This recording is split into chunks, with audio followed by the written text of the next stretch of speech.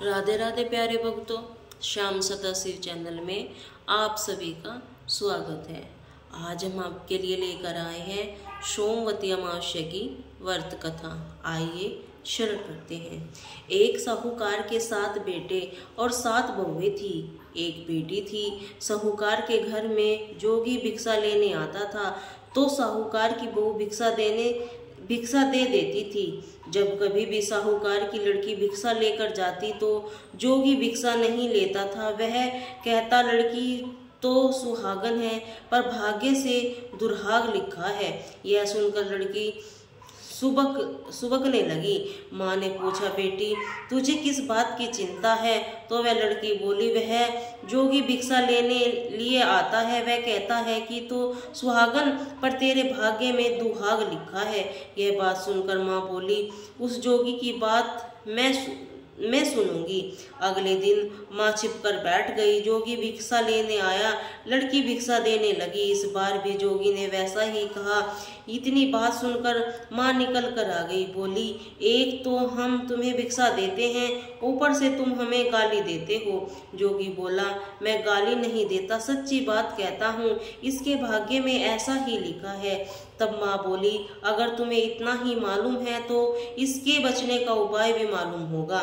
जोगी बोला, 7 समुंदर पार एक सोना धोबन रहती है जिससे सोमवती अमावस्या कर रखी है। अगर वह इसे आकर फल दे दे तो वह इसका दुहाग टल सकता है, नहीं तो विवाह के समय सर्प काटने से इसकी मृत्यु हो जाएगी। यह बात सुनकर लड़की की माँ बहुत रोने लगी।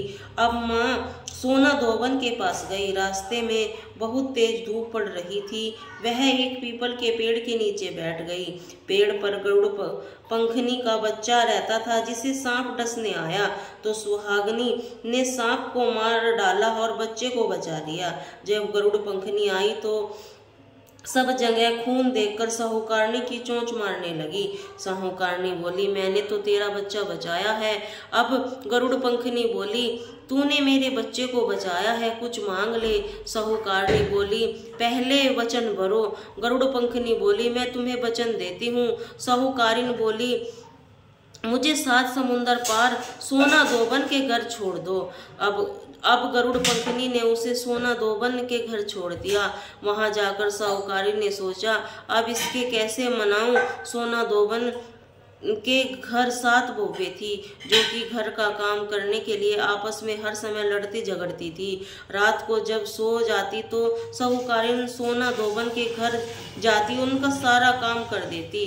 दिन निकलने से पहले ही चली जाती। सारी बहुएं आपस में सोचने लगी, सारे घर का काम कौन करता है। वे आपस में ही एक दूसरे को कुछ नहीं पूछती थी। एक दिन सोना धोबन ने बहुओं से पूछा, आजकल तुम आपस में लड़ती झगड़ती नहीं हो, सारे घर का काम कौन करता है? तो बहुएं बोली, काम तो हमको ही करना पड़ता है, लड़ाई करने का क्या फायदा। सोना धोबन ने सोचा, आज मैं देखूंगी कि कौन सी बहू सारा काम करती है। रात को उसने देखा कि एक औरत आई, घर का सारा काम करके जाने लगी। सोना धोबन ने पूछा, तुम कौन हो, तुम्हें क्या चाहिए? साहूकारिन बोली, पहले वचन भरो तब सोना धोबन उसे वचन देती है। वह साहूकारिन बोली, मेरी बेटी के भाग्य में दुहाग लिखा है, सो तुम चलकर सुहाग दे दो क्योंकि तुमने सोमवती अमावस्या कर रखी है। सोना धोबन अपने बहुओं बेटियों से बोली, मैं तो तुम्हें इनके साथ जा रही हूँ। मेरे बाद तुम्हारे पिताजी मर जाएं तो उन्हें तेल के कूप में डालकर रख देना। अब वह साहूकारिन घर आ गई। साहूकारिन ने अपनी बेटी का विवाह किया। जब फेरे होने लगे तो सोना धोबन कच्चा करवा दूध और तार लेकर बैठ गई। थोड़ी देर में सांप आया, उसने लड़के को डसने लगा। सोना धोबन ने करवा आगे कर तार से सांप को बांध दिया और डर के मारे सांप मर गया।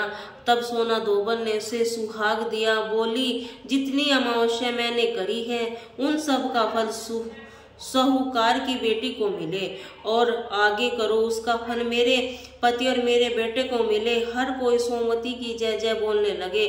सोना धोबन जाने लगी। साहूकारिन बोली, कुछ मांग लो, तुमने मेरे जमाई को जीवन दान दिया है। वह बोली, मुझे कुछ भी नहीं चाहिए। यह कहकर वह चली गई। अब उसे रास्ते में फिर सोमवती अमावस्या आ गई। उसने पीपल के पेड़ के नीचे बैठकर कहानी कही, व्रत किया, पीपल की 108 फेरी लगाई। पीपल की पूजा करने के बाद वह घर पर गई तो वहां जाकर उसने देखा कि उसका पति मरा पड़ा है। उसने सोमवती अमावस्या रास्ते में की थी, उसका फल उसके पति को दे दिया। उससे उसका पति जिंदा हो गया। सब पूछने लगे, तुमने क्या किया है, यह जिंदा हो गया है? तब वह बोली, मैंने कुछ भी नहीं किया है। रास्ते में सोमवती अमावस्या आई थी, सो उसकी पूजा करी है, व्रत किया, 108 फेरी पीपल की लगाई, सारी नगरी में डिंडोरा पिटवा दिया। हर कोई सोमवती अमावस्या की पूजा करो, व्रत रखो, 108 फेरी पीपल की लगाओ। सोमवती अमावस्या जैसे साहूकार की बेटी का सुहाग दिया, वैसे ही हर किसी को देना। बोलिए राधे राधे।